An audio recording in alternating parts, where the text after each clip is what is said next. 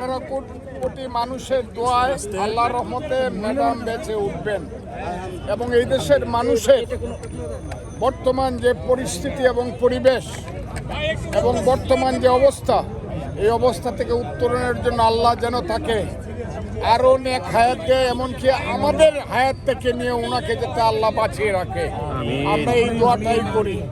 আমি মনে করি ওনার মতো জনপ্রিয়, ওনার মতো দায়িত্বশীল নেতৃত্ব বর্তমান বাংলাদেশে ভীষণ প্রয়োজন। আল্লাহ যেন তাকে এই মুহূর্তে আমাদের কাছ থেকে নিয়ে না যায়। আমরা সবাই দোয়া করি, 18 কোটি মানুষ দোয়া করে ম্যাডাম বেঁচে থাকুক। আপনারা সবাই